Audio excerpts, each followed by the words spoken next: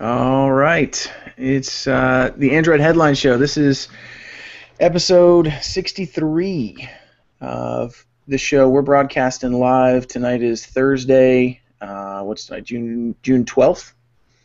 My name's Jeremiah. I'm joined tonight by Nick and Alex from the site.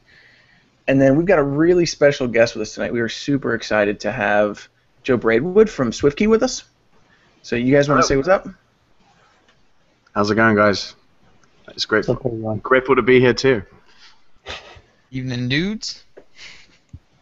Yeah, so like I said, we're really excited to have Joe with us. SwiftKey is my personal favorite keyboard. I've used it for a long time. They've had quite the week.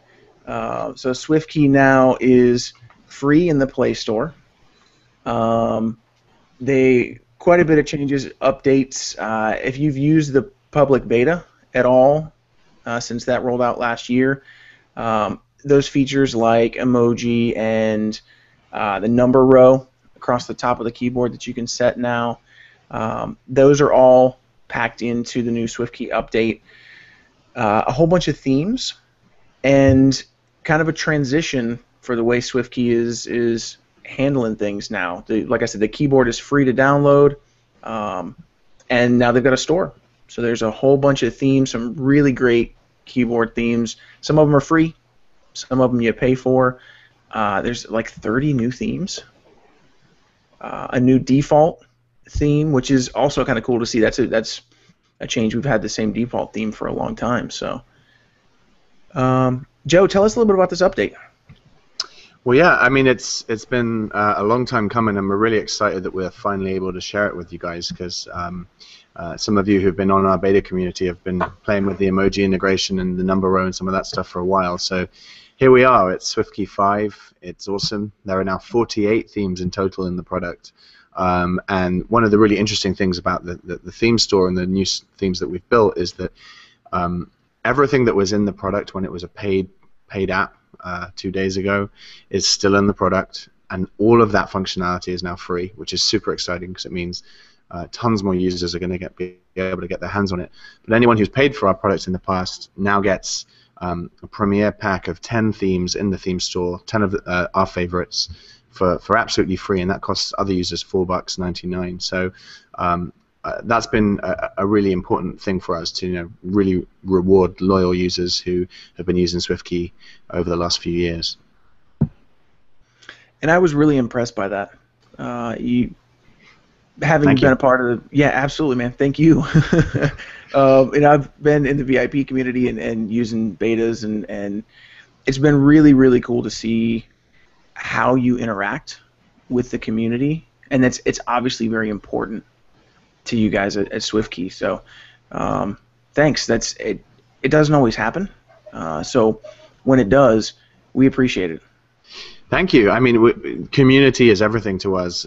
We're trying to build a product that our users love, and we only know that they love the product if we can actually engage with them and listen to what they want. And actually, this update has really been driven by community feedback. So themes have been for quite some time the #1 requested thing that people want more of. And so we listened, and now we're investing in a business model where you can not just get the sort of, I guess it's 17 themes or 18 themes that come free in the product, but you can also now, if you want to go even beyond that, you can buy additional themes, and that's great for us because it means that we have an ability to put our money where our mouths are in terms of being able to invest in that new design. But it also means that people get a lot more choice, and so far so good. People are really, really pumped about it. I've got a few stats that I said I would share with you.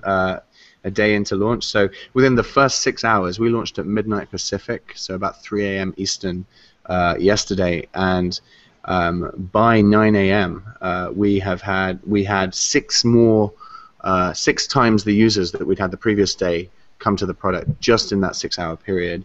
Wow. Hundreds of thousands of people, hundreds of thousands have already gone into the store and downloaded or bought something, which is awesome, and that really proves that people wanted it. The most popular paid theme out there right now is Minimal Black, which may or may not surprise you. I actually like some of the other more colorful ones, but people really love that slick minimal theme. And then apart from the US, we've had a lot of interest. Our top countries outside the US are Brazil, Italy, Germany, and India. So a really interesting time for us in terms of growth and in terms of giving folks much more customization. So speaking of that customization, do you guys have? Is there any plan at any point in the future to open up that store to anybody, any kind of third-party developers or anybody that might want to design a theme? I think one of the things that we're really careful to do is not to promise anything that we haven't completely committed to ourselves internally. So right now, we're just really focused on getting version 5 out there, getting feedback from users, but we're absolutely not saying no to any good ideas. We're taking those ideas on board, and we're going to really think hard about them. That's one that's come up a few times recently, and it's a very good question. I think in terms of where I see it, I think that would be great for users if we could have as much content as possible in there. So yeah, no promises, but we're looking hard at that question. Right, and I kind of figured, with it being brand new, let's kind of get through this first stage and then see where it takes you. But yeah, it's going to be really interesting actually, just to see like how folks engage with it. That there is so if you look at the theme store, there are 30 themes in there now that are paid. 3 are free. And then there are packs. So the Premier pack is the one we've already spoken about, but there are a range of other packs. And it's going to be really interesting to see what people actually like. And one of the things I'd love to do moving forward, and again, we haven't confirmed this, is allow folks to actually rate content so we can see how people are really engaging with cool. and what they're actually enjoying. But right now, the sort of natural numbers tell us a pretty good take on that. Just the other thing that's obviously new is finally emoji has been launched, and something that your readers and your listeners may not know is that we've actually hidden some really nifty features into the emoji features of SwiftKey. So there's something that we call emoji prediction, which you can enable in the advanced menu and settings. And that's awesome. If you type a keyword that relates to a potential emoji, one of the predictions in the 3 predictions above the keyboard will be that emoji. And that's something which at first sounds kind of, but as you start using it, it's super useful, because rather than scrolling through pages of these little icons trying to find, that clappy hands one, or like the beer or whatever it is, all you have to do is just type clapping or beer or pizza or whatever it is, and you see those emoji. And the second cool feature is very much in the way that SwiftKey works. The way that you use emoji in context is learned by the app now. So if, for example, you're cheesy and you always send your wife or your girlfriend several love hearts after saying that you love her, it will predict the exact formation of the love hearts that you choose in context. And so you don't have to go back into the emoji panel and figure out where they are. They're just right there waiting for you after you say, "I love you, honey bunny," or whatever it is. It could be something far more aggressive that you send your buddies, whatever it is. But that's really cool, and that's like a hidden feature in the product right now. So we've rolled it out. We want to know what people think. But if you're out there and you've got SwiftKey on your Android, and why wouldn't you now that it's free? Check that out and enable emoji prediction. And I remember seeing that emoji prediction in the beta at one point. Mm-hmm. Just stumbling across it, like you said, you type the word cake or the word cow or whatever, and it'll just pull it up for you, man. That's cool. I like that you've built in the prediction to the emoji as well, because again, that's kind of what SwiftKey's about, right? Like that's why I keep coming back. I'll try different keyboards, and I always end up back on SwiftKey for that prediction. So yeah, I mean, that's really how I think I talk about the difference between us and some of the other great keyboards that are out there, is that we didn't start on the kind of user interface. We started on the foundation of language, and that's something that's really different about the approach that we've taken. So we've got a ton of engineers that are based in London whose sole job is to look at the way that words work together and to really investigate language and to build out that support for different languages. And yesterday was a great milestone for us. Now we support 66 languages now in context, which means not just dictionary words, but like the actual way that words work together. And that's the critical difference. And some of the other great sort of optimizations that took place yesterday in the new version mean that those languages work together. So if you're bi or trilingual, you can enable multiple languages, and SwiftKey will just figure it out. No other keyboard is that smart, and that's really, I think, why people keep coming back to us, why people love what we do, and why the features that we then build on top, like emoji prediction, just work that bit better, that sort of slight smarter way, because they are able to work with this foundation about language and context that means that the learning is intuitive and actually understands what you want to get from it. And you mentioned earlier some of the other countries that SwiftKey is really growing outside of the U.S., Brazil, Italy, Germany. So building it out over 66 languages now. I mean, that's crazy. Yeah, I mean, and this is part of why we wanted to make this shift to a freemium model. Is just because, you know, for us, we want to be the de facto Android keyboard. We don't want people to have to sort of think hard about whether or not to buy it. We just want them to get it, love it, and build from that. And that, you know, taking the price tag is the best way of facilitating that global growth. So, you know, moving forward, we're really, really excited about the growth that we're going to see around the world, especially in some of the really fast-growing economies where smartphones are really on the rise, where Android is the dominant player. You know, we're talking about 80% globally now. That's a really exciting opportunity for us, and that's really, I think, one of the key reasons why we decided to make this transition. So I kind of switched gears a little bit on you, just because I know this is on a lot of people's minds, and you know, specifically with SwiftKey Cloud. Talk to me a little bit about your kind of security that you guys have set up. Absolutely. SwiftKey Cloud can access a lot of our services. Right. And, you know, privacy and data security are fundamental to the way that we've built SwiftKey Cloud, and, you know, having the trust of our users is exactly what we need to have in order to be a successful business. So we've put in place industry grade, the highest level of security that we can. So we take the advanced encryption standard 256 and use that with Amazon AWS services. So everything that SwiftKey Cloud backs up is on the S3 file locker on Amazon, and the sort of proprietary binary format that the language insights that are learnt about you are stored in Amazon AWS file locker in the European Union, where privacy protection is greater than it is anywhere else in the world. And that's like supremely important. And then we have a separate set of servers that deal with authentication and user management, just in case there were any potential breaches. They're in totally different places. So the files that contain insights about your language are separate from the files that manage your account. And that's, again, a really important thing. Every single transfer we ever make with your data in is encrypted. And again, you know, you can go on our website and read all about this. If you go to our data security policy, it goes into quite a lot of detail about the things that we've put in place to ensure your privacy and security. So you actually keep, this was something I didn't know, keep that information separate, the information about the language separate from, that's cool. Yeah. And it uses Amazon's highest level of security in terms of managing the different encryption keys, and they rotate, and they're all kept separate. So again, it's just in terms of the kind of level of security that you can expect, this is industry grade, really high security, and we think that's fundamental, because if you're going to trust us with, you know, insights about the way that you use words, we want to really protect that privacy of yours and do so in a really robust way. Cool, very good. Well, Nick, Alex, I've been kind of asking questions here. What do you guys want to know? Well, there was one question that somebody asked on my Google Plus profile earlier. It was about the in-app purchases. They don't think that that'd be too beneficial for SwiftKey, and wondered if there would be ads in the future. So the question is about the business model that we are thinking for the future versus in-app purchases now?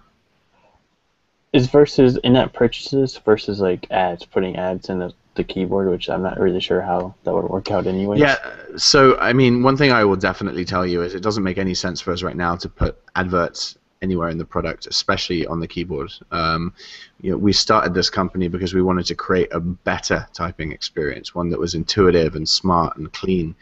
And I don't know about you, but I would never want adverts interrupting my typing. So, you know, that just wouldn't make sense for us. Right now, you know, the stats are coming in. We've had, as I said, hundreds of thousands of people go into the store and buy something or download something, and that's really, really promising. If you look at freemium as a general trend, it's where the money is on Android, and folks are doing really well from in-app purchases. So I'm really enthusiastic about what the future holds for us with the store, with so much more content that we can produce and so many ideas we have. So yeah, I actually think that we're in pretty good shape, and I'm excited for the future. That's about all I have. I've been using SwiftKey probably since it first came out. Used other keyboards like Jeremiah said, and just keep coming back. Well, hopefully you use Flexi, and I just couldn't go back, or I couldn't use it because the backspace is in a different spot. Well, I appreciate your support. I mean, we're really trying to build something that people love and that is a really sticky app. And you know, we were the best-selling app for 2 years on Google Play. Arguably the best-selling app of all time on Google Play. We can't be that anymore because we're no longer a paid app. But that was like the one sad moment. It's like, God, you know, we've lost our ability to say we're the best-selling app. But we'll take it because it means that far more people can hopefully enjoy the technology and get to grips with it. Now you just have to pass Facebook for the #1 free app. Yeah, actually, on that point, we're still waiting. I don't know if you guys noticed, we're currently unranked. I don't know if any app as prominent as us has ever made a switch from paid to free before, but it was kind of funny. For about 6 or 7 hours yesterday, we were in the paid charts as a free app on Google Play. Still listed there. Nice. It was, and then they pulled that, but we haven't actually found a ranking yet in the free charts, which is driving me nuts because I'd love to see how we're doing. But fingers crossed by tomorrow we should get in there, and we're pretty optimistic. I mean, based on our back of an envelope calculations, we should be pretty high up there in the US and the UK. So fingers crossed.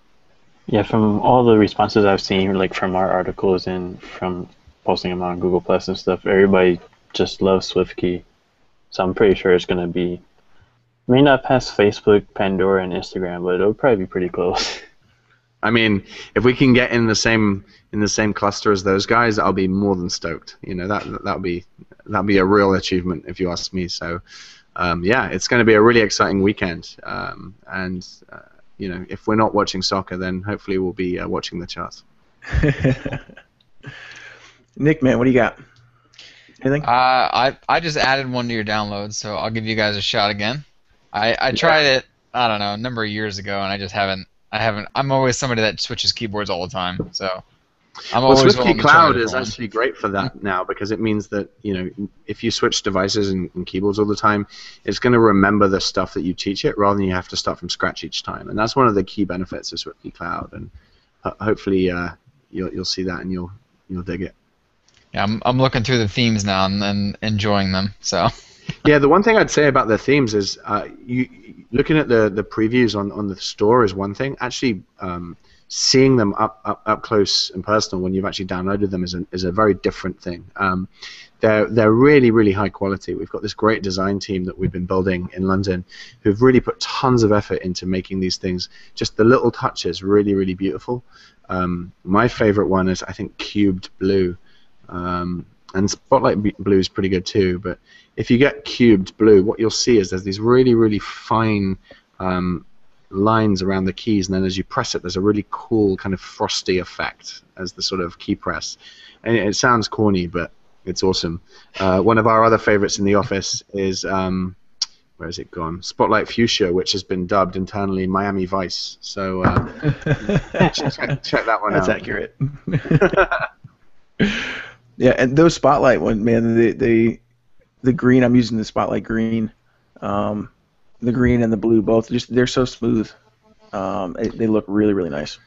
Yeah, it's kind of cool because what we've been able to do is, you know, take away, for some of the themes, not everyone wants secondary characters, right? And not everyone wants lines around the keys. So by having so much choice, you can really kind of focus on what you want from it. And just the clarity and the simplicity of the themes without the secondary characters is a really distinct difference and something that we're really excited about. So I really just one more question I had. You mentioned earlier before we started the show, you've got developers in London. You're now in San Francisco. You've been there for a couple years. As things kind of expand here in the U.S. too. Where else are you guys looking at having offices anywhere else? Like, obviously, it's because everything's in Google Play and on the cloud, and expansion doesn't necessarily mean a physical presence, but you're obviously doing well enough. You've got a couple of offices on a couple of continents now. We've actually got a third office too. We have an office in Seoul in South Korea. Oh, see, I didn't know that. Okay. Yeah, so one of the other parts of our business is working with device makers to improve the core experience of their keyboards. And the most famous and most prominent device maker that we work with is Samsung. So we have some engineers and some business development people based in Seoul who work with Samsung to make sure that they're happy with the work that we're doing, and that's a really cool part of our business too. So 3 continents, 3 beautiful cities. Who knows what's next? Very cool. Maybe Hawaii. That'd be nice. Yes. I'll volunteer to move to the. Yep. Yeah, come join us in the Hawaii office. It's an easy sell when you're recruiting. So. Oh yeah. Cool. So were there any questions coming through G Plus or? I don't see any actually. I didn't see on the Q&A. I'm gonna check the post on like YouTube and see if there's any comments or anything there too. So happy to answer any questions. It's been wild. We've done a few launches in our time, and yesterday was by far the biggest announcement we've ever made. We had so much positive energy on Twitter yesterday, and across the blogs and news sites, and like a lot of folks writing to us. Our rating even went up. I think we had something like 3,000 new 5-star ratings yesterday, and only a handful of 1-stars. So, you always got to look at that when you're working in this industry. And I was afraid that doing this launch was going to give us a slightly sort of like take our star rating down just a tad, because free apps people don't tend to pay as much attention, and it's easy to just throw a rating out there. But no, it's been incredible. We're now at like 4.7 stars still.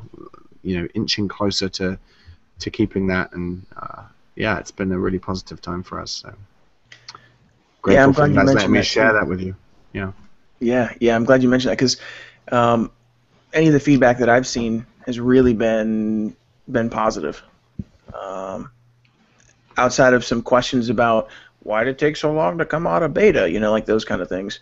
Well, just looking at the theme story, you can see. I mean, right. The product should speak for itself, I hope. Yeah, absolutely. So I'm glad to hear you kind of confirm what we're hearing as well, that everybody's really happy with it. So great. Well, I know, Joe, you said you had just a couple minutes with us today, so if you need to jump, I'll let you do that. I absolutely appreciate your time. Thank you so much for coming on with us and chatting with us. We love a real pleasure. Yeah, and we'll be sure to keep you guys informed on what's coming next and everything else we're working on. But just a quick one to all your listeners out there and readers: if you haven't tried it, give it a shot. It's free. Right? Yeah. You don't have an excuse anymore. No excuses. Yep. All right, guys. Have a great night and enjoy the rest of the podcast. Appreciate you. Thanks so much. Same. Cheers. Bye. So, yeah, if you haven't checked out SwiftKey yet, go do that. The update is incredible, and like Joe said, it's free. So, really, really cool guy. I'm glad we got him on. We've got a lot of other stuff to talk about too, but SwiftKey was, just the fact that Joe would take some time with us, we appreciate it. So, the other big thing that happened just today. And we'll mention this. I don't know how excited you guys are about it, but there was a Samsung event tonight. Like 3 hours ago. Yeah, Madison Square Garden in New York City. Samsung announced a couple of new tablets. 2 new devices in the Tab S line. 10.5-inch. So the Tab S 10.5 and the Tab S 8.4. The specs are basically the same as the Tab Pro, except for it's an AMOLED display now instead of a LCD is what they used before. So it's the Wi-Fi is Exynos 5420, and then the LTE is the Snapdragon 800. Otherwise, they all have 3 gigs of RAM, 16 to 32 gigs of storage, micro SD card slot. The 8.4 has a 4900 milliamp battery, and the 10.5 has a 7900 milliamp battery. 8 megapixel camera, 2.1 on the front. 2.1 megapixel on the front. I think that's about it for the specs. It's all Android 4.4 with the magazine UX that's on the Tab Pro, but they also added a bunch of new like features and stuff, and they talked a lot about how like AMOLED is like the sharpest display like ever. They talked about like it was the best thing since sliced bread, which I don't know if I can agree with it until I actually see it myself. It's personal opinion, man. Nick loves an AMOLED display, and I prefer the He's more been using natural it for 3 colors years. on an LCD. So He's been using it well, for 3 years, so of course he's gonna love it. it's just oversaturated to me, man. But the colors are definitely brighter. So, and that's the big thing with these new tablets is the AMOLED displays. So, the 8.4 inch, the Tab S 8.4 has my attention because I like that smaller form factor. it's a decent price too. Yeah, that was what had my attention was $399. the $399 for the 8.4 and then $499 for the 10.5. I figured they'd be higher than the Tab Pro versions of them because So did I. AMOLED typically costs more than LCD. So I was kind of surprised when I saw it's $399 and that we had a launch date. We don't normally get that at an event. So when are these launching? Pre-orders for the 8.4 I believe are June 13th, so tomorrow. Tonight. Yeah. Yeah, tonight at midnight, really. And then the 10.5, I saw June 19th, but I don't know why they would do 2 dates for the same tablet. Maybe different I know parts of they're- the world? I know pre-orders are going out in July, though. Okay. So, there's that. And they're available on Amazon now. I think it said June 26th. I gotta put the link again. But yeah, though, it's probably not going to be something I'm going to buy. I was a little Yeah, surprised Amazon- that... Amazon says it'll be released on June 26th. So, Okay. I was really surprised that we got a release date, because that doesn't happen Right. That's good. ever. That's good.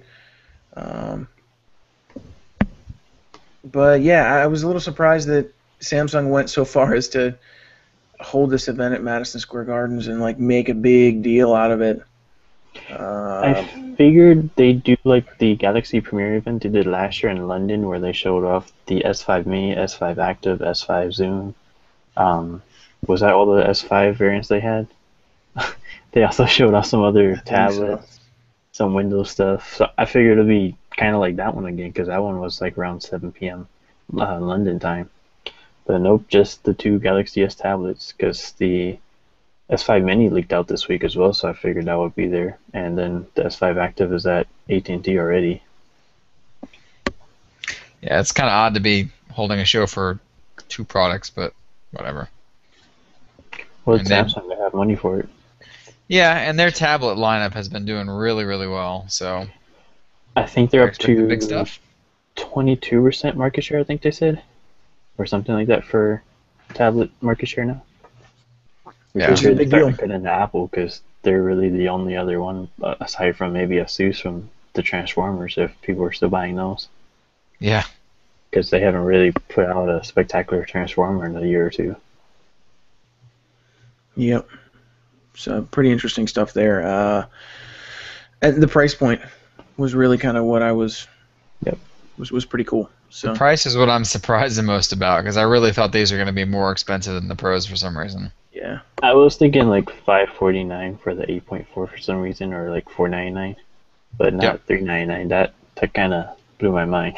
Yeah, it's nice. It's The good to see. G-Pad, I think the G-Pad 8.3 is like $349, or it was when it launched, and that one only has a 1080p display. Yeah. So Samsung's pricing these to sell, but they're not cheap Android tablets. So that's pretty No. cool. Well, they're not made to be cheap ones. Yeah. Right, that's All what I'm the saying, specs like- and all the features and all the everything they put in there. There's a ton of new features in there. I thought they'd add like, maybe 1 or 2 features like to do with most stuff, but no, they added a ton of stuff. It was like all the Galaxy S5 stuff plus their whole kitchen sink. Yep. Pretty cool. There was this.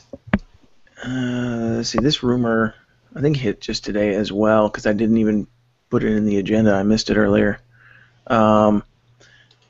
that Google Glasses or Google's going to expand the Glass Explorer program to other countries at I/O.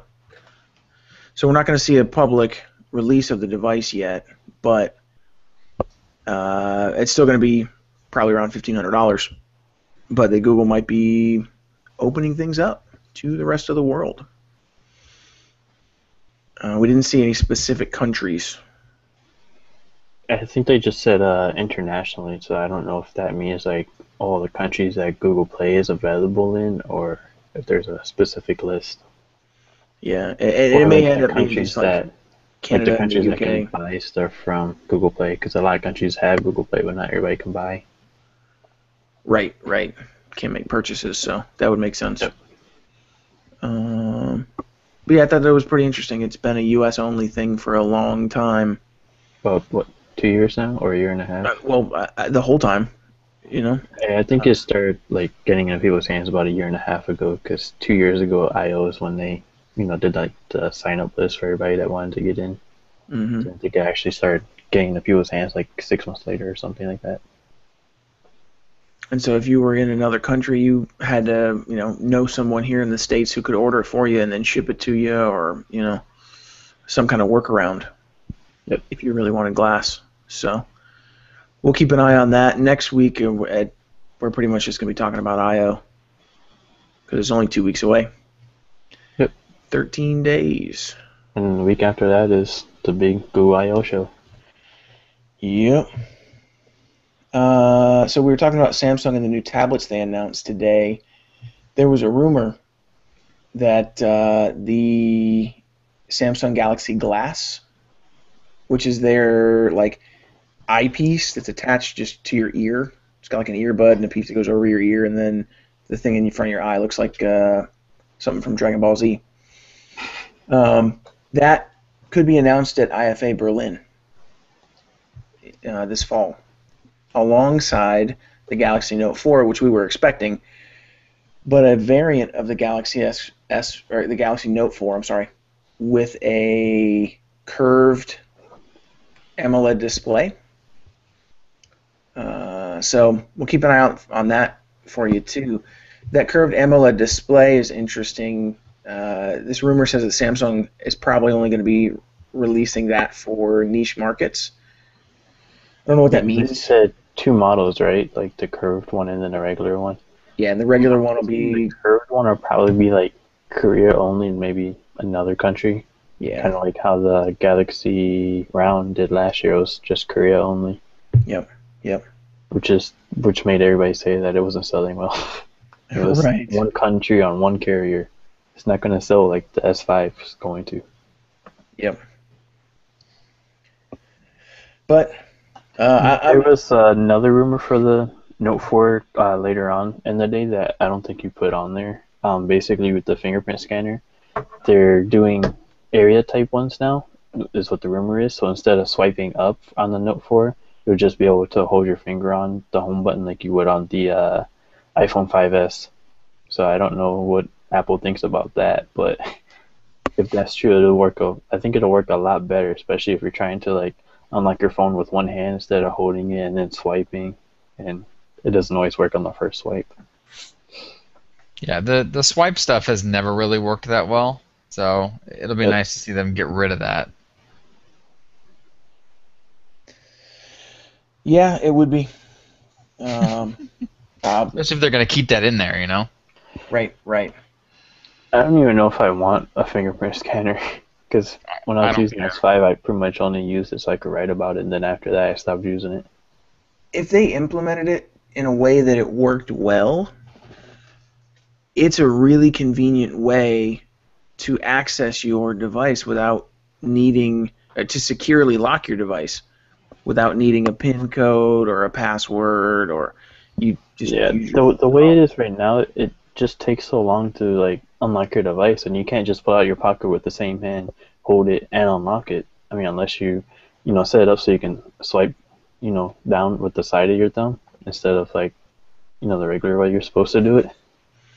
Then it's like you can only do it that one way. You can't do it both ways. So it's like a first generation product almost. Like I'm expecting it to get better with the Note 4. I just wonder how much better it can get in about 6 months or so from when the S5 was put out. Yeah, you never know. I mean, it seems to me like they're kind of reserving all of their newer stuff for the Note line. Yep. It's like the Galaxy S line is kind of their, very incremental type of thing, and the Note is where they put all the crazy new stuff in. It's their meh line. Exactly. Yeah. That's what it's become. But Because we I also like see the some. Note 3 a lot more than I like the S5. Oh, And I don't absolutely. like big screen phones. But the S5 was just boring. Well, Note 3 I was kind of bored of too. Yeah, well. You're so picky, Alex. Right, right. He just hates Samsung, that's all. That's it. Yeah, I get bored Hater. of That's not true. I get bored of phones after like 2-3 weeks. I gotta go grab my Samsung sword. Yeah. Watch out. It's next to your G2, right? I say that, but no, it's not specific to Samsung. For Alex, he just hates a phone after 3 weeks. He's just done with I'm it. He's just used bored. to having a new phone like every 3 weeks to review and stuff. Yep. You've been ruined. Yep. Especially after last fall. I had like 5 phones all at the same time. Holy smokes. It's crazy. We saw another rumor today that Google may be teasing us with Android 5.0. So Yeah, that one is interesting. They tweeted, I think it was Google Play, they tweeted like screenshots of Google Now where you can see like the scores of the World Cup that started today. And the clock, up in the right hand corner, it was showing 5 o'clock. And usually for like Kit Kat is 4.4, Jelly Bean was 4:10, 4:20, 4:30, and then ICS was 4 o'clock obviously, and all the way back to, I don't know how far back it went. I know it went back to at least Ginger Red. That's why everybody's thinking it's 5.0, but I don't think we're going to see that I/O. They usually reserve the big updates for the fall, and that just seems like a big update to me since it's 5.0. Yeah.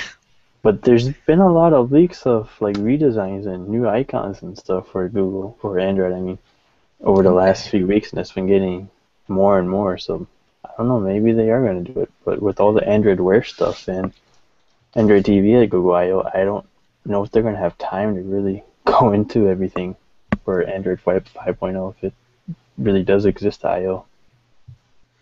Yep. And they had that quantum thing. What was it? Yep. Was it today that we had that came out? I think it might have been last Yesterday. night. Yeah, it was in the yesterday. evening. I just pulled it up. Because it's only a 2-hour keynote, so it's even shorter than last year, and last year was shorter than the year before. But I think that some of the redesign stuff that we're seeing it's not necessarily Android 5.0. It's this quantum paper thing. So this quantum deal or quantum paper is like new Android design guidelines and like a framework update, and so it's going to look a lot like the new Google Plus app, like that kind of look and feel.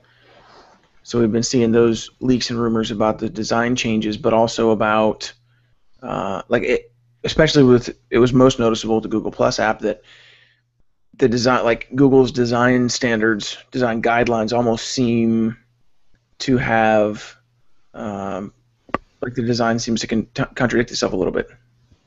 They're changing it again, like may or may not be getting rid of the hamburger slide-out menu, and just changing the way things look.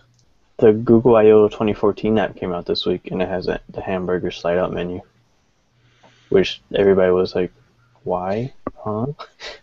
Right, we thought Google was getting rid of this, but yeah. Oh, man. No, just for Google Plus, they're getting rid of it, which I wish they had kept it. Yeah, I do too. I can't tell you how much I dislike most of the Google Plus redesign. I think the only thing I like better is when you're posting something new. I like that, I don't know, the box that pops up. It looks nice. I like the colors and stuff for it, especially when you're using like the expose module for the Yeah, I don't mean visually. I like the visual changes they've been making. Functionally, I can't find anything anymore. Exactly. I don't go into like specific circles or into communities and stuff as often as I do, or as often as I used to on my phone. I mostly do it now from my computer anyways because I'm sitting at it all day. But Yeah. even when I'm not there, when I look at my phone, I just go through the everything thing because that's the default view, and then that's about it. I don't go anywhere else, so I'm spending less time on Google Plus now. Yep. Same here. And I wonder if some of that's testing. Google It wants might to be. see how people respond to those design changes, and then maybe make tweaks down the line, down the road. There was a big backlash against them removing that hamburger menu from the Google Plus app, so they included it in the new I/O 2014 app. Maybe they're going to bring it back because people liked it and it was functional. Or maybe this is why Vic is no longer there. Yeah, maybe he directed these changes and then they said, no, this is awful. Also, you're fired. And then they push out the update. Well, let's see what everybody else thinks. Right. It could be. I mean, it could be, but yeah, that quantum paper stuff is interesting to me too because Google is also supposedly going to be making that available to developers. So it's going to really introduce like a unified app design, not just within Google Apps, but in everything in the Play Store. If developers want to take advantage of it, they don't necessarily have to.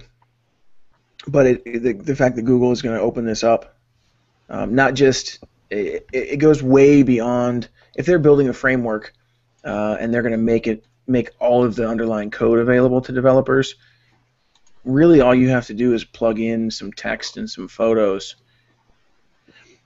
and you've got an app.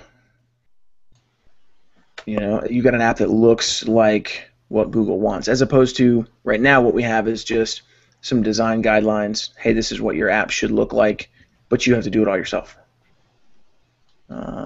Google's made a couple of steps over the last couple of years. They've released some things to make it easier to make Android apps. So this would be even one step further. It'd be almost kind of like a like WYSIWYG website. Yeah, that'd be pretty sweet, and I think it would also help kind of alleviate the idea that's still out there about how Android's much more difficult to develop for, and just a lot of the problems that have existed in the past. Just getting rid of that stuff systematically. And I'm sure that that's a major factor in what they're working on here. Absolutely.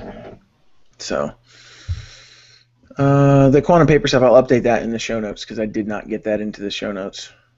I was traveling today for work. It was kind of a long day. I was stuck on a train for it was supposed to be 4.5, 5 hours, and it ended up being almost 8.5. Highly enjoyable. It actually wasn't that bad because the train is awesome. Service. The train was awesome. Yeah, I was in business class on the train because the upgrade was all of like $30 to upgrade to business class. So it was cheaper than. I'm tired of flying, so I upgraded to business class. They had plugs for my laptop. When we were delayed, I was in areas where I had decent LTE coverage, so I could still work and play on my laptop and whatever. So, but it was still a long day. So I'll update that quantum paper post in the show notes. This was another like a controversial thing that we saw. Starbucks is rolling out wireless charging to all their stores nationwide, but it's based on the crappy wireless charging standard that no one uses. And I shouldn't say it's crappy because I don't have any experience with it to know if it's good or bad, but it's power mat. So they're using. I think that's from Duracell, isn't it? That's what I was thinking too. The first thing I thought of when I heard that, yeah. Like they used to have cases for like your phone and stuff. You can put your phone in that case and then put it down on their little mat thing. Yep. Yeah, I don't know if it's still for sale or not, but I know they used to be everywhere. And it's just a different standard. Power Matters Alliance, PMA, is that the wireless charging standard that they came up with. But it's not the Qi wireless standard that is built into all of our phones already. So if you've got a phone that supports wireless charging right now, for Android, it's all Qi. Nobody has this PMA standard built into their phones. What they should have done is what Broadcom did with that new processor they put out. I think it was a couple weeks ago. Is they basically got all the wireless charging standards together and put it all into one processor, which I thought was pretty cool. I don't know how it's gonna work in like a phone or a tablet. It might be like overkill, but I mean, if you can activate like Qi instead of all this other stuff. But that would make sense. Yeah, but Yeah, Starbucks like doesn't know about that. I guess not. So it looks like the way this is going to work is you're going to get a small, like, wireless charging, almost looks like a little dongle, It's goofy. to plug into the charging port on your phone, and then you lay it down on the table, and it charges your phone wirelessly. Not wireless. Yeah. Well, it's still wireless, but because nobody's using this standard built into their, nobody has the standard built into their devices already. Like, what are you gonna do? You can't. What I wanted to see, we heard this rumor that Starbucks was working on this, like a month and a half ago. And what I wanted them to do was just put Qi wireless charging coils in their tables.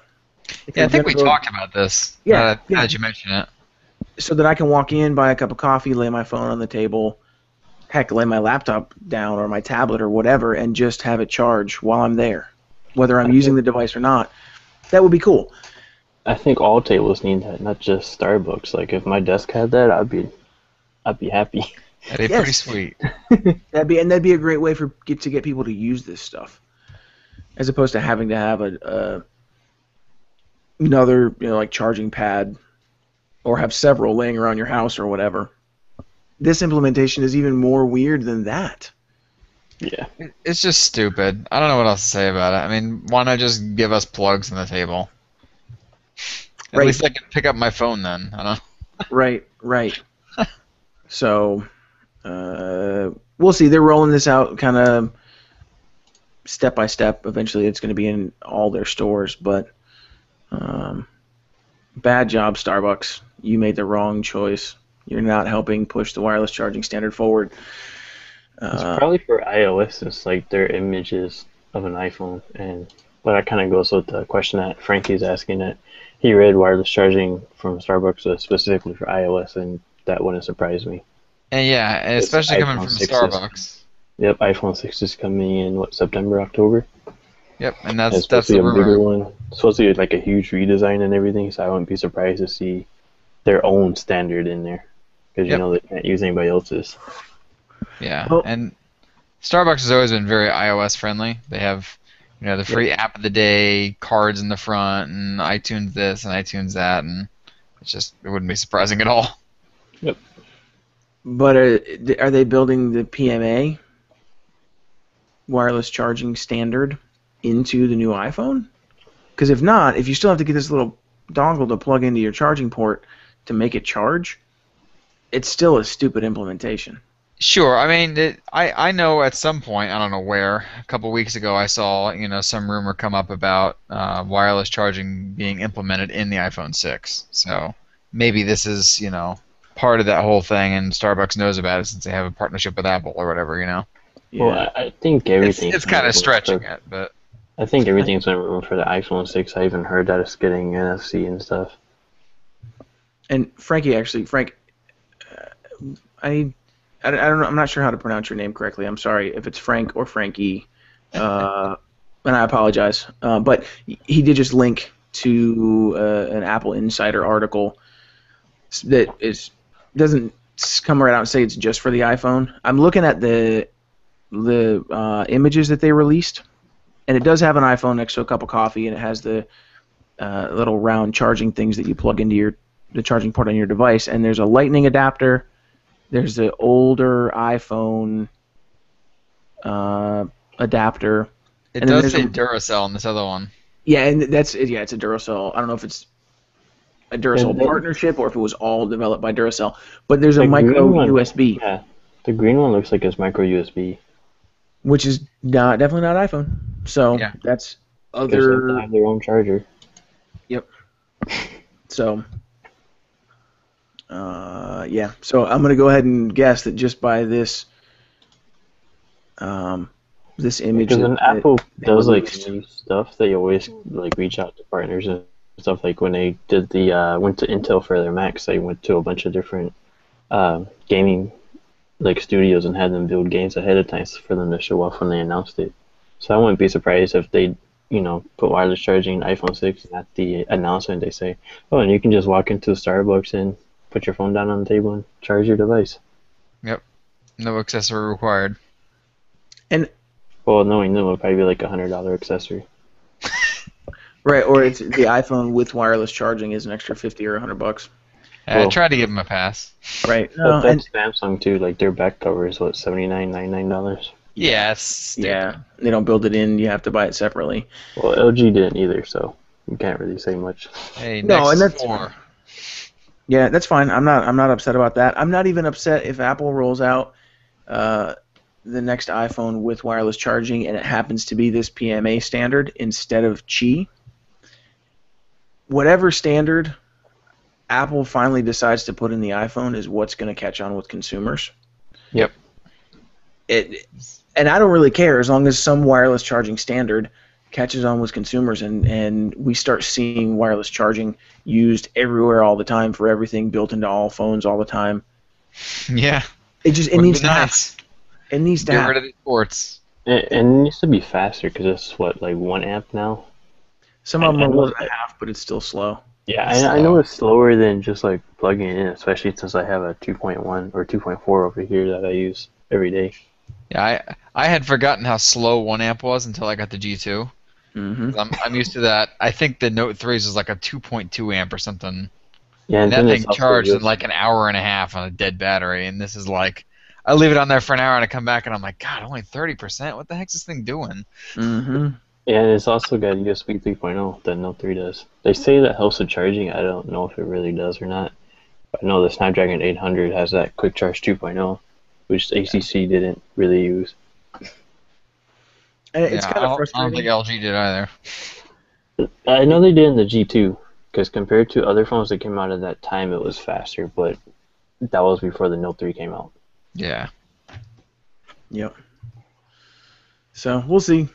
Maybe Apple will pack it in. It would be frustrating to me for this to be one other thing that Apple has to buck the trends on and do it their own way, but that's kind of what they do.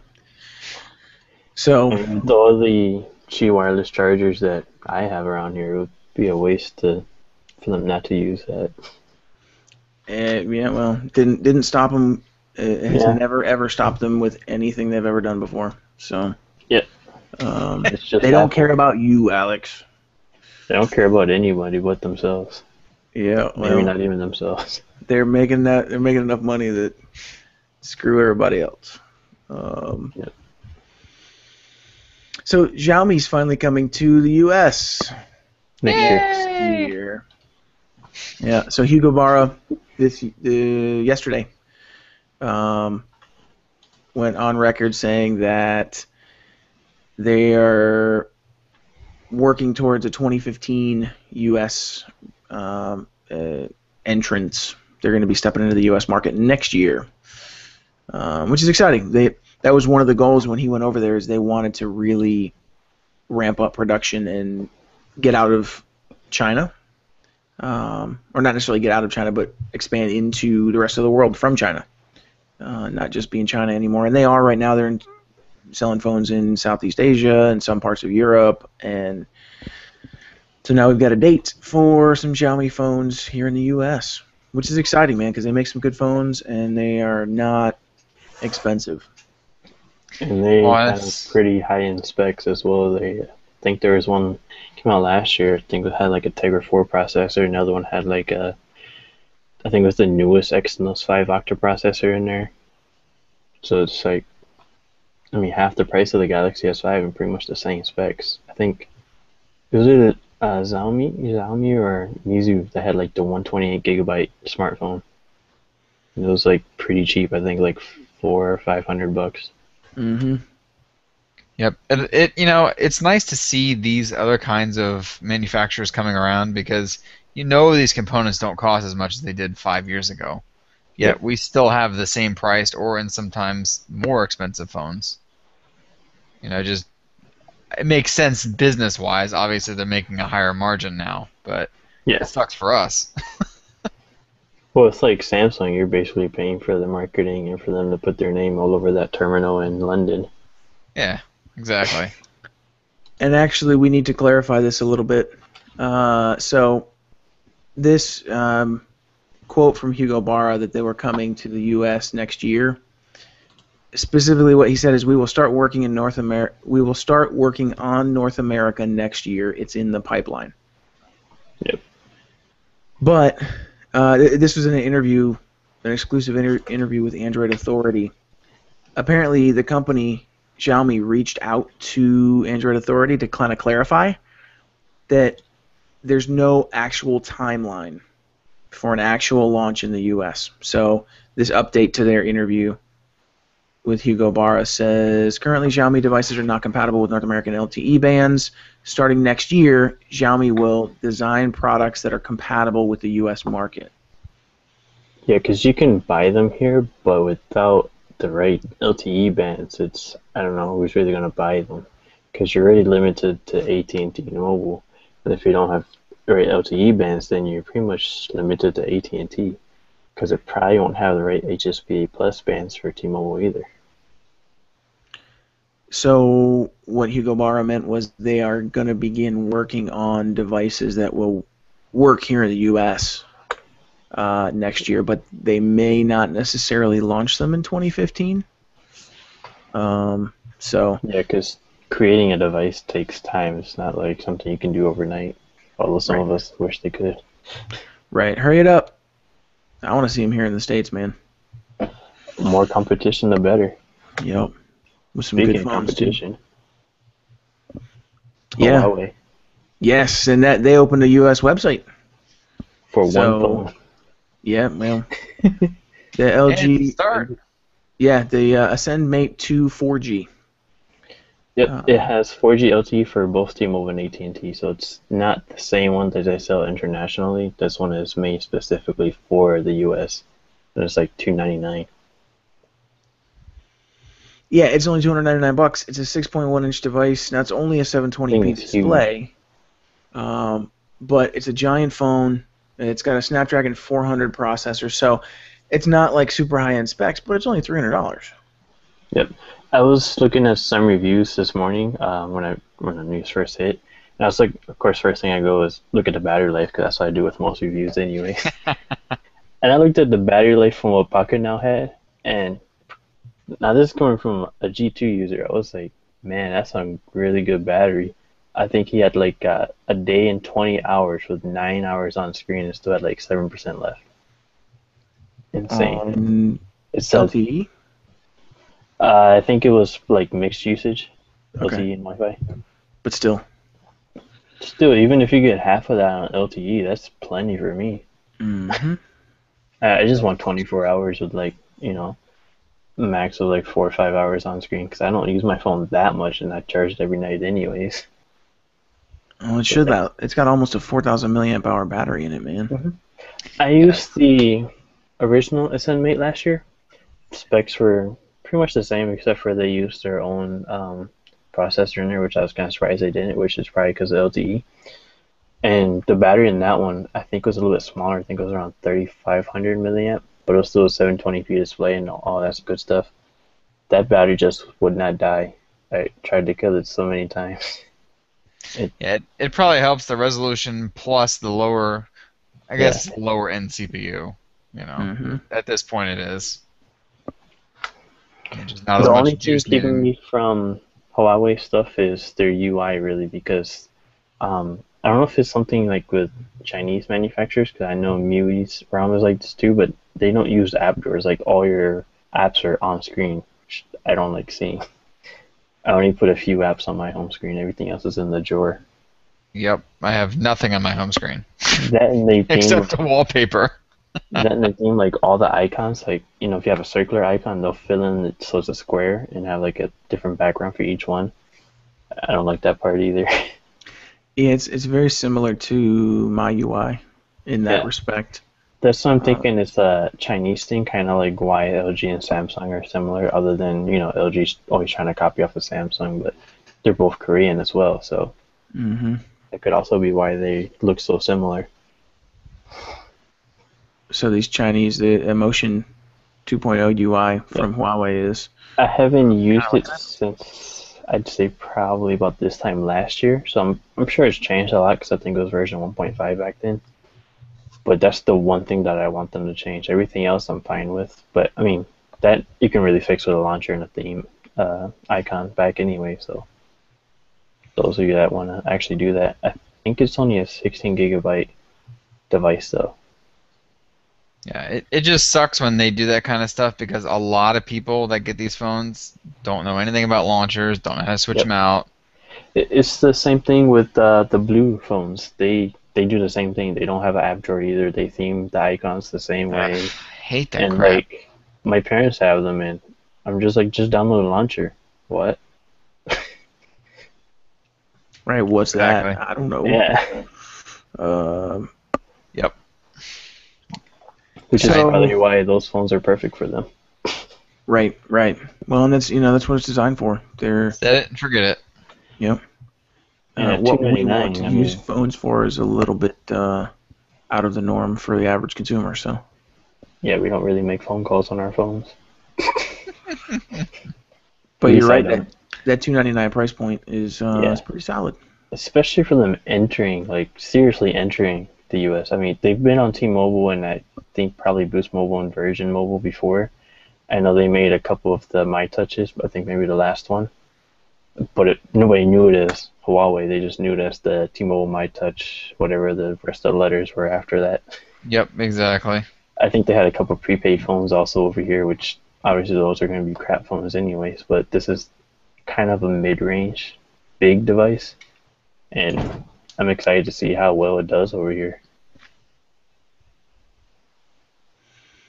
Yeah, so am I, man. We've been talking about it for a year that these companies were coming over here, and we're finally starting to see it happen.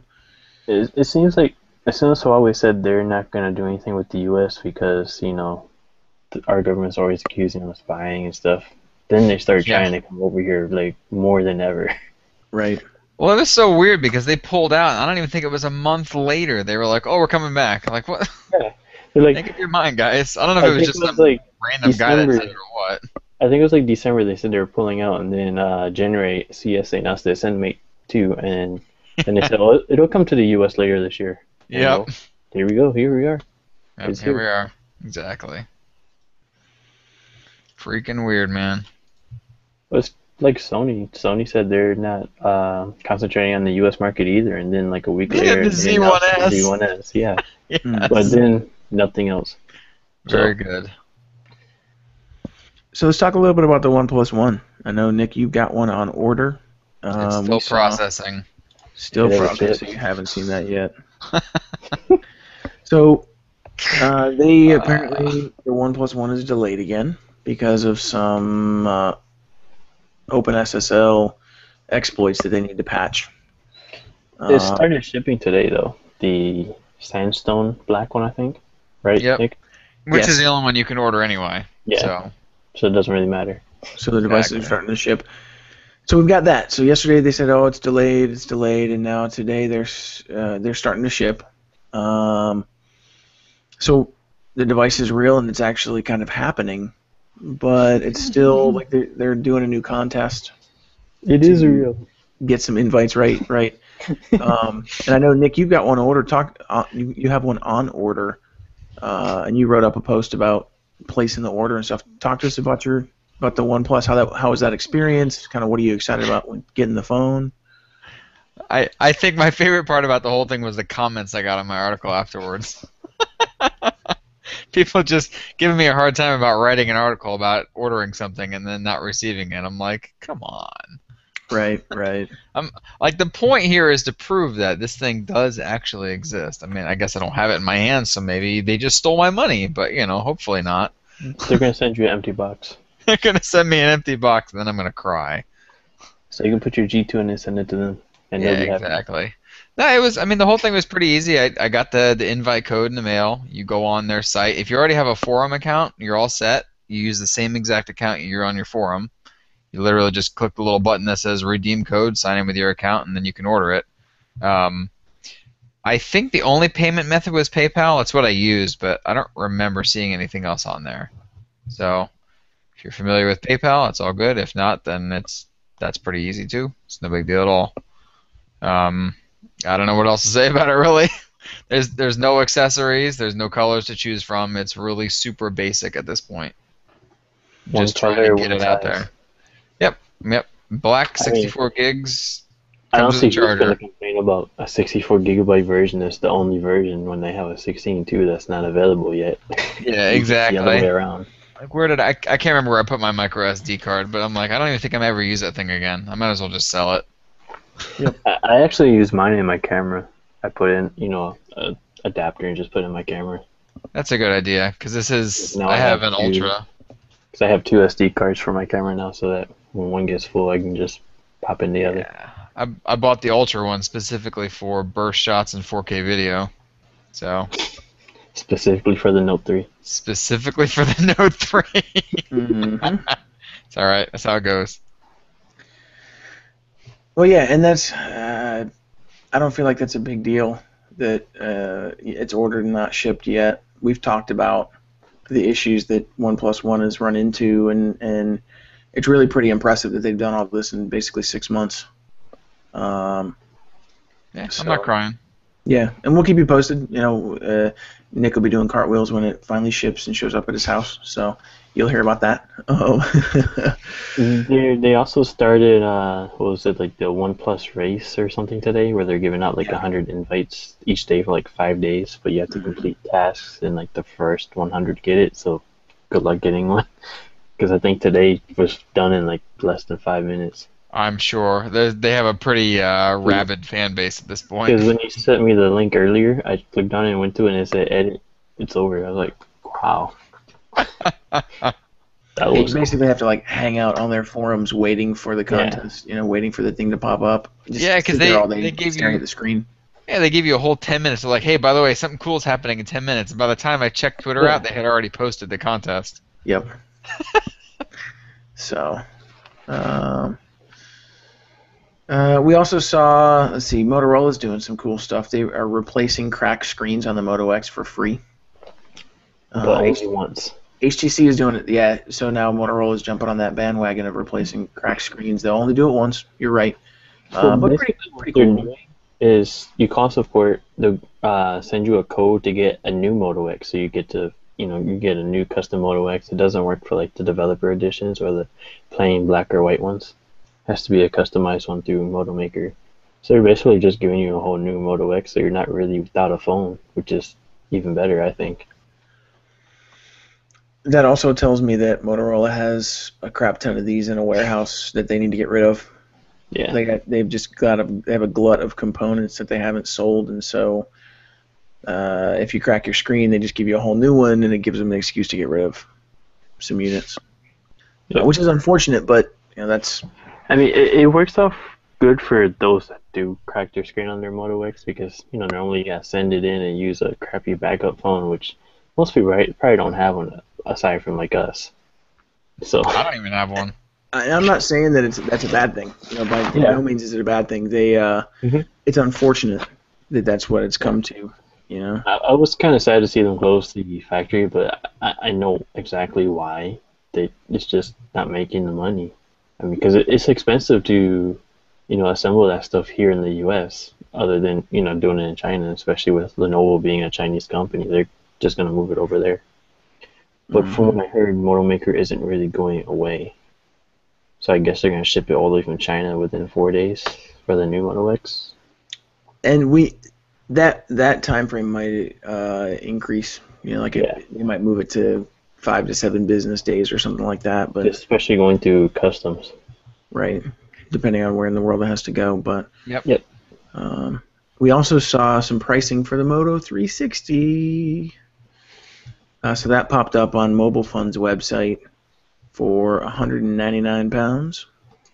Yep. And that translates to like two. What was it?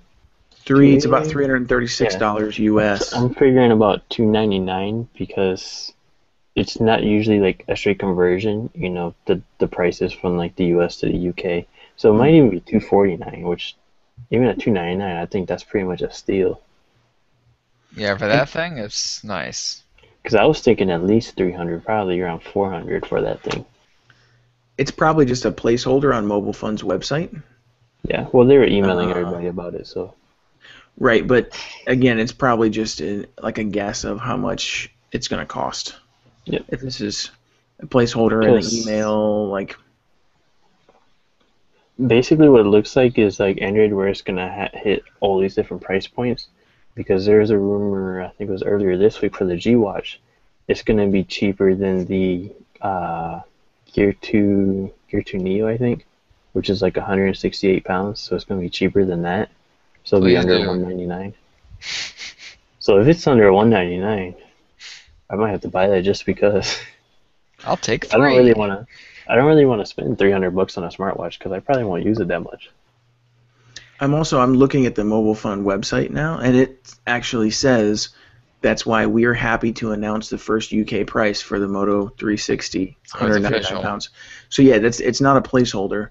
They're announcing it that they're going to be selling it for $199. I can't wait to get one of these too. I'm missing my gear horrendously. And I haven't decided yet between the Moto 360 and the LG G Watch. Hey, send it on over. I'll you hack need it a up. device to use it with. I'll hack it up. Make it work. Oh, wait, I can't. It's Tizen. Yep. Forget it. Yep. That's what the Tab 4 is for. That's right. Yep. So we talked about SwiftKey. So that was exciting. I'm so glad that Joe popped on with us, man. Yeah, it was nice. Really cool. They're nice. They're good people. Yeah. We talked about the Google I/O 2014 app too. So, Verizon Note 2 owners are finally getting KitKat, which is pretty cool. That's I was waiting for the Note 4. I guess, but there's a ton of people that have Note 2s still. So with the tramp stamp home button. Yep. That's all right. It's still better than the Note 3. And then the Play Store permissions were simplified this week. Google announced that they were, with the Play Store update to 4.8.20, they're making things simpler and easier to understand. The permissions still kind of look the same, but when you go to install an app from the Play Store, it's just a little clearer as to what the apps can and can't do. It looks good. I like the way it looks now. Yeah, the icons make it really look good, but that's basically what it looks like. I think you can tap the down arrow to see exactly what the permission does, but it's not going to show really you like clear. Yeah, they put into like two groups. So there's like one group that pretty much every app uses. You know, like access to internet. That one basically every app is going to use anyways. So stuff like that they've taken out into a basic group, and then everything else you'll still see there, so you can see the permissions for each app. I like the way it looks. I mean, some people don't because malicious apps can get around it since there are two groups now, and people can update their apps without, or change the permissions without really updating the apps, which some app got burned for that yesterday. Somebody from Mobile Syrup was talking about it. I forget who. That's no good. But Google will get that fixed. Yeah. But yeah, it's cool that they're being a little clearer with that stuff. Because I bet a lot of people just hit install like I do. Yeah. But if it's easier to read, it makes more sense, and it's easier to understand. More people will pay attention to it. And then Amazon Prime. Now, there's a music subscription service if you're a Prime member. It's kind of like their instant video. You get a bunch of stuff for free, but all the good stuff you still got to pay for. Yes, and I'm really hoping that they expand that, because I know when I saw it today, I was like, oh yes, finally. Because I mean, I love Google Play Music, but I do have a few little, nitpicky things that I like Amazon's, way of doing things better. But yeah, you guys are telling me earlier about the whole Universal thing, and I'm thinking, that can't be that big of a deal. So I go look up a couple of CDs, and it's like, no, you have to buy this. Nah, never mind. Yeah, Universal's like, I don't know how they rank within the top three, but I know they have a lot of like hip hop and rap and R&B people in there. Yeah, it was a good couple. But they're up there with Sony and Warner. So hopefully they get that deal straightened out, because from the rumor we heard yesterday from the New York Times, they still hadn't, and basically Universal thinks that Amazon is lowballing them, which they probably are, but we don't know for sure. Yeah, I'm sure they are. So right now it's just Sony and Warner that you can get streaming music from, not Universal yet. And that'll come around, like that'll happen. But if you are a Prime member already, take a look at it and check out this new Amazon Prime Music. Let us know what you think. There's a lot of streaming services, and I personally use All Access, but I used Spotify for a long time. I got a couple of friends who swear by RDO and won't use anything else. So I'm curious about the Prime Music to see how well that works and how big the library is. Yeah, I got a lot of people that swear by Spotify, RDO, and all that other stuff that they won't use All Access, but All Access is the only one I've actually ever paid for.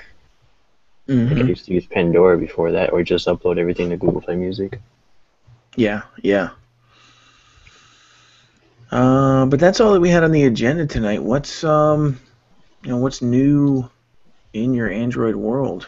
Alex, you've always got new accessories. You got an LG G3 though, right? With a sword. Yeah, you got the one with the antenna. The sword. Yep. Yeah, it's the LG G3 black one. I like that one better than the white one. So far, I'm pretty impressed. Which, if you follow me on Google Plus, you probably already know that. The camera, I mean, G2 is pretty good. G3, and it almost blows it out of the water, especially with the time to autofocus it. It's almost immediate. I think the M8 is still a little bit faster as far as autofocus goes. But the buttons on the back, I wasn't sure if I was gonna like them because they're more like, I don't know, inside the phone. Like there's not like a bump there, like there is on the G2. Let me pull that one out. Like on the G2, there's a little bit of a bump there for the power button, and there really isn't on the G3. I don't know how well you can see that on video, but so I didn't think I was gonna like it that much. The size of the device, it's about the same size as the G2. It's just a little bit taller and like a hairline like wider. So I don't have any issue with using it day to day. It feels good in the hand. With the back cover, you know how like Samsung's back covers feel like all flimsy and you can like bend it and stuff. This one you can't really bend that much, so it feels like more solid, I guess is the word for it. No wireless charging though, but the quick circle case does. I think a lot of the cases will have wireless charging. We'll probably see like from Tilt they had a little, I don't know, like mechanism thing that you put on the back of the battery and it gives you wireless charging on the S5, which that I don't really like because it didn't really keep it waterproof anymore. SD card slots, awesome. Got the 128 gigabyte one in there. Not code is probably my favorite feature right now, besides that like Android Wear widget right there. Display is pretty awesome. Battery life is about on par with the G2, which really surprised me. I've only had it for a day, so I can't really say much about it just yet. But so far, it's right on par with the G2, maybe, or I'll say the unrooted G2, because mine is rooted, so I've got a lot of other stuff on there. That's really surprising, though. Frankie's saying, do the new buttons redone seem more tactile? Oh, the back buttons. Yeah. The volume is a little more tactile. The power is kind of like brushed metal. It actually feels like it.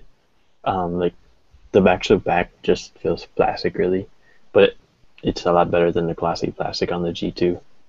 which I have a huge comparison between the two coming up soon since I used the G2 for about 6 months. But yeah, I really like this phone. Just, I don't know if it's because it's the Korean one, but I'm always roaming now. I'm on Bill right now instead of T-Mobile. I'm sure, yeah, it's because it's an overseas device. But Frankie, that's a great question. I'm glad you brought that up because I was curious about those back buttons too. I really like them. I liked them on the G2. A lot of people didn't like them, and from what I've seen, everybody that didn't like them either used the Verizon G2 or didn't really use a G2 at all. Because the Verizon one on the G2, it was a lot thinner, so it's kind of hard to like. Yeah, they were kind of weird. Yeah. These are freaking perfect. I tell you what, that is probably my favorite feature about this besides the camera, are these back buttons, man. I love, love, love them. That's what I'm saying. Everybody that's actually used the G2 loves them. I haven't found anybody that's actually used one that doesn't love it. You're holding it, and your finger's already there, so it's like, oh, I can just turn it on, and there you go. Exactly.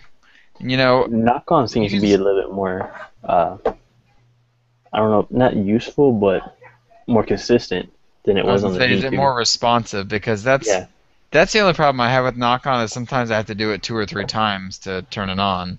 Like I don't do it, and I don't know what I'm doing wrong this time. Knock-on is kind of hard to do a little bit, but you can create like 80,000, 85,000 different combinations between 3 and 8 different taps in the area down there, right down here. And then you can swipe down and you got your lock screen widgets here. So there's gonna be a lot more G3 stuff coming up on the site in the next probably week or 2. Have no idea when it's coming to the US though. Hopefully soon. July, I think, right? Is the kind of reward Verizon dates. Bleach for pre-orders on July 10th and in store the 17th. Yeah. With the others, we don't even have leaks on yet. It'll be around the same time, I'm imagining. Right now, it's going to be my next phone unless something comes out before August 14th that catches my eye. That's going to be available on T-Mobile, so I could jump to it instead of, because the OnePlus I can't really get on jump because it's not sold through T-Mobile. Yep. Well, cool, man. I'm excited to see get some more details about that G3. That's all I got. That's plenty, man. That's what's up. Nick, what about you, man? What's new? I don't think a whole lot app-wise. I think you guys know my saga over the last week of trying to get my G2 rooted and all that stuff. Basically, for everyone out there that hasn't experienced this, or maybe if you have, T-Mobile basically decided to make the G2 a royal pain in the butt to root after the KitKat update. And it's even worse since I rooted mine. Yes. Months ago. There's a couple of ways to root, but apparently there's only one very, very specific way to root that will let you modify the system partition. So right now I have it rooted, and I have the G Pro 2 camera on there, which is excellent, but that's the only thing I can do to it. As soon as I put exposed on there, if I try to use titanium backup, anything that writes to the system partition, as soon as you do that, it basically screws the whole thing up, and you have to completely reinstall everything from scratch. So I can't say I've been very happy about that. I don't know if there's going to be another workaround before I get my OnePlus, but I'm not thinking there will be. Yeah, the weird thing about the T-Mobile one is all the other G2s are fine, rooting on KitKat. They all use, I think it's IO root 25 or 23. It's all basically like a one-click root, but no, T-Mobile has to make it difficult. Yeah, I don't know what in the world. Uncarrier. Well, I guess that is kind of uncarrier because everybody else is easy. T-Mobile's got to be different. Doing something different. In typical uncarrier fashion. Yeah, that's frustrating, man. Well, I am pretty boring this week. I've been traveling for my day job. I really haven't played with a lot of stuff. I will say, and this is not new news, but anytime I travel to a new city, so I was in Philadelphia. I left early Tuesday morning, and just got back this evening at 8 o'clock for some work stuff. And anytime I'm in a new city, I'm always super impressed. One, with maps, just because with the layers and different things you can search for now, but also with Google Now. Anytime I travel, I took the train, so my train, the times showed up in Google Now. When I was in Philly, it'd show me places around the city that I might want to visit, restaurants, the new photo stuff. There was a whole grid of photos. This is where people went to take pictures. Here's some of the pictures they took. Here's directions if you want to go to those places yourself. Google Now just really, really shines when I travel. So, again, that's not something new. What is the photo thing you're saying? The photo thing, dude, this is great. So let me see if it's still available now that I'm home. But it basically shows photos that people have taken, and I'm assuming that they're public photos on Google+. But it shows photos that people have taken near where you are. Is that in Google Now? Yeah, in Google Now. But it happens for me even when I'm not traveling. Yes, it happens. Like, yeah, here at home. I've seen it in Richmond too, and it's not showing up for me now for some reason. But so when I was in Philly, it was showing a bunch of pictures of like different skyscrapers, a bunch of historical buildings, the Liberty Bell, like all the tourist stuff where people go and take pictures. Huh. And so it showed me all of their photos. It also shows you exactly where it is. Yep, gives you the location, and then asks if you want to go there. It'll give you directions too. So, and this is all, like I said, I'm assuming this is all just based on publicly available images from Google+. Interesting. Here's photo spots nearby for me, which probably don't look too good because it is Detroit. But that's the concept. Like, it shows you that grid. So that is awesome. Yeah, it was really, really cool. And if you tap on a picture, you got, when it's immersive mode, you've got the navigation button up there, so you can just navigate to that spot. Yep, opens it up right in Maps.